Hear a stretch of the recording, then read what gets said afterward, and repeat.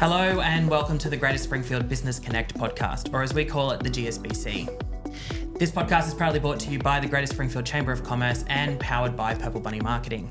I'm your host, Matt Taylor Farrington, and today I am joined by Megan Alpe from Her Alliance and Pact with Care Foundation. Welcome and thank you for coming. Thank you for having me. You're welcome.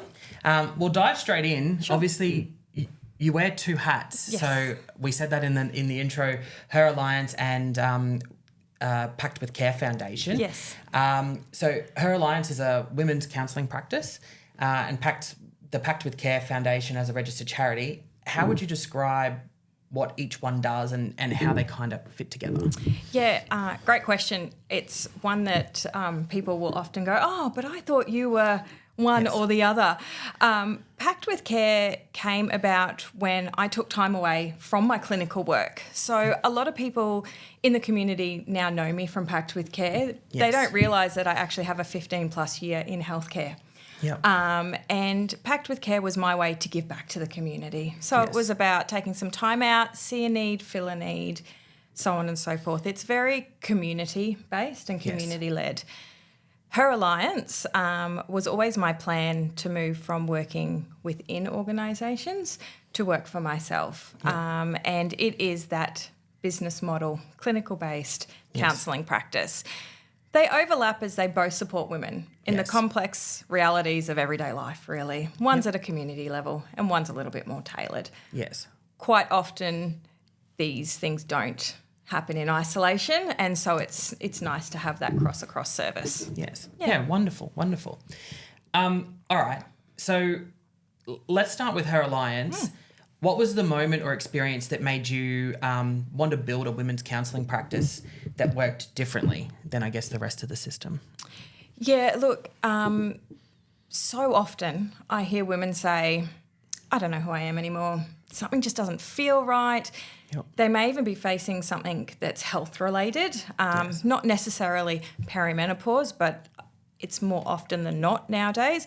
But there's a lot of chronic illness or recovery from illness, and they have a real interplay. Yep. Quite often these women are seen as symptom only, and so they're offered very surface level care and not looked at that connection between the two of them. Yes. I myself have experienced it, and it's really frustrating and daunting, and it can be in a real, like an alone time where you feel really alone. Yes. And you're trying to be proactive and seek that support, and what you're met with are these real compartmentalised services. Yes. So that was my real goal, was to be able to try and create something that was personalised, gender-informed specifically for women, and with a practitioner that understands the complexities of health, mental health, and social aspects, because they all do interplay, and very often they happen together, very rarely separately. Yes. Yeah. Yeah, agreed. All right, so you've described the practice as evidence-based, trauma-informed. For listeners who aren't familiar with those terms, what do you mean that happens inside a session? Yeah, look, and these are the therapy buzz terms that get thrown around. Yes. So evidence-based is just that. Yep. Everything is based in evidence. I don't just pluck a fact out of thin air or go, hey, we're going to say that you can, do this and it'll cure this. Everything is formed from scientific research. Evidence. Yes. It also means that the person you're dealing with is accredited, so they've done the training. They have to, I have to go through X amount of supervision a year, CPD. There are frameworks, codes of conduct, ethics, all this that goes into play. It just creates a really safe environment for the person that's coming in to know that what they're receiving is actually based in that evidence. Yes. Trauma-informed is just that. It looks at what you've experienced and how that shapes your behaviours, your patterns, your coping skills. And this might be something socially, it could be health-related, an illness that you've gone through, but it's about that experience and how it has shaped you moving forward. Yes. More often than not, people come to counselling, therapy, call it what you will, around patterns and behaviours that are no longer serving them. So it is important to look at why that's come about. We don't have to Yes. sit there for forever, but we do need to know why, or so we can make change. Yeah. And at the end of the day, it just creates overall the, therapeutic relationship, which is really important, because at the end of the day, I'm a big believer that if you don't feel safe and you don't feel heard and you feel judged, which we're going for judgment-free, the outcome is not going to be the same. Yeah, so these agreed. things layer and help that wonderful. along the way. Yeah, wonderful. All right.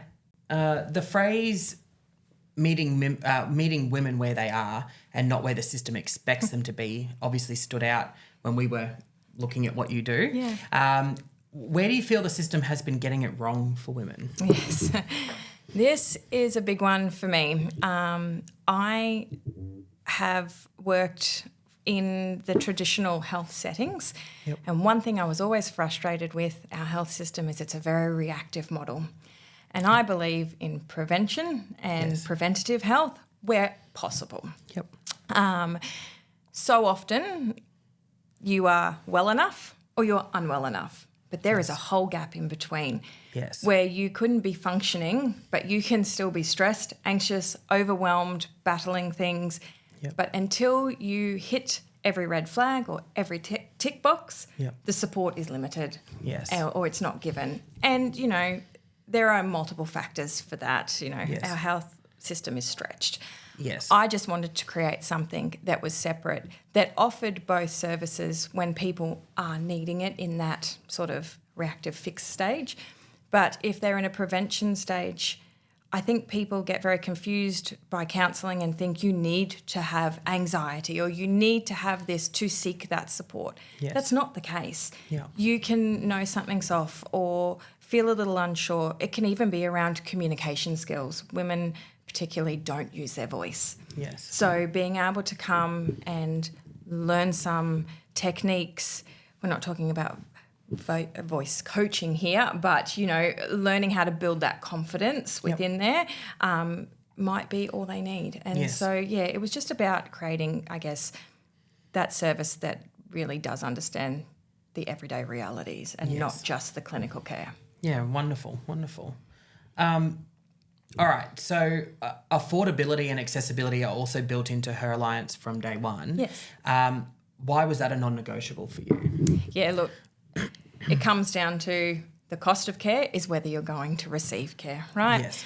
And I know myself, I'm guilty of it, and I know many women won't justify spending money on themselves. Yep. Right? Am I bad enough? Do I need it? The kids need this more, the house needs fixing, whatever. Yes. For me, I did not want this to be a service that was only accessible to women with high disposable income. Yep. And so the way I created Her Alliance was very intentional, from the decision to actually have a space built separate at home, so that I did not have to carry huge commercial costs of a place, allowing costing to stay reasonable. Yep.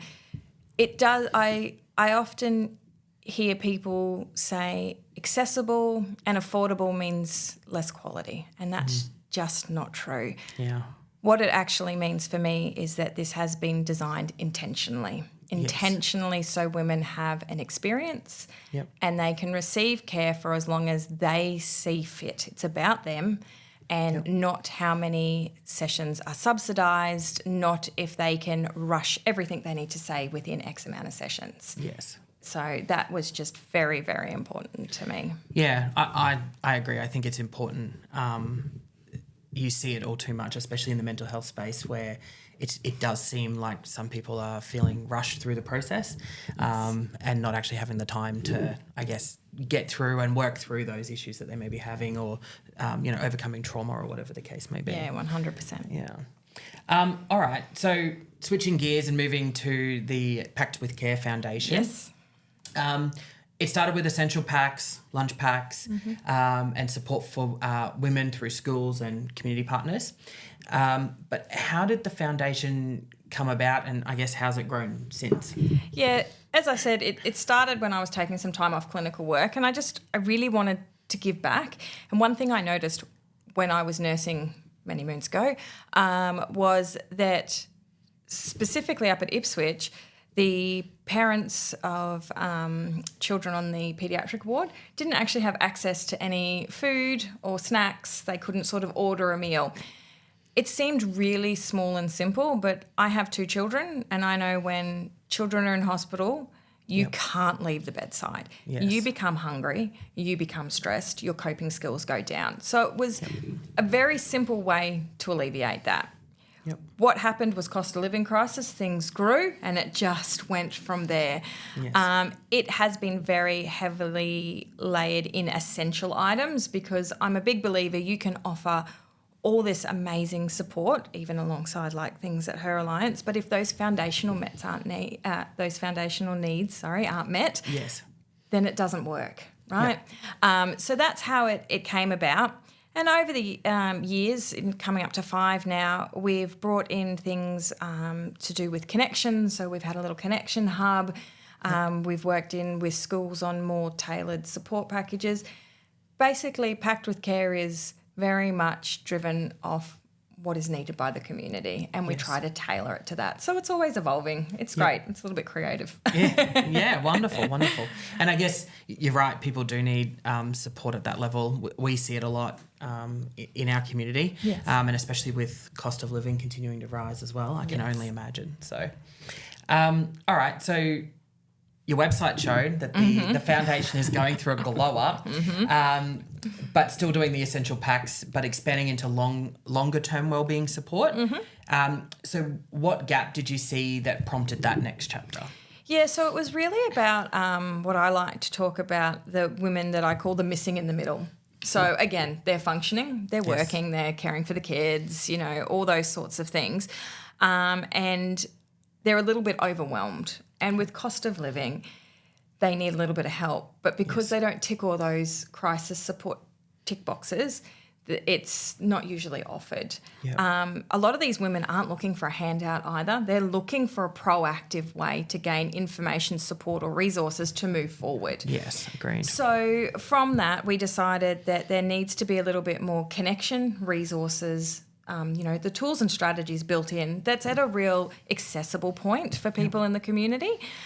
So we're currently building out a resource library, a directory, some online resources. We've got some education resources coming in there for children, and building some workshops. And we've had a few tailored around specific groups that can fall, into that category of loss of connection, especially after COVID. I find a lot of people are really craving that connection point. Yes. And there's something really strong about walking into a room thinking, oh, I'm feeling this and overwhelmed and no one will know, and then actually realising, hang on, I'm in a room of people that know exactly how I feel because they feel it and I'm not the only one. Yes. And so that's what it's about. It's about this community. And quite often people say to me, but it's a charity. And I'm like, yes, but a charity doesn't mean less than. Yes. It just, to me, a charity means community. Yeah.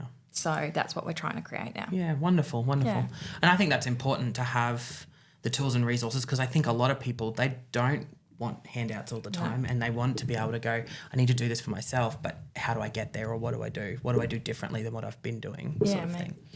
All right, so you talk about supporting women in the middle, not in crisis, but carrying the invisible load of caregiving, perimenopause, undiagnosed ADHD, and I guess the mental load. Why is, I guess, that group so often overlooked? I think because they appear to be functioning is the big one. You can appear functioning on the outside and drowning on the inside.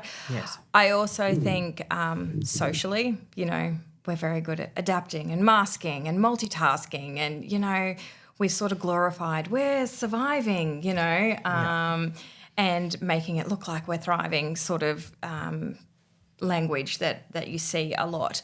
And I think it creates this gap because you start to doubt yourself, oh, do I really need it? Or am I really that? Oh, there's more people way worse off than me.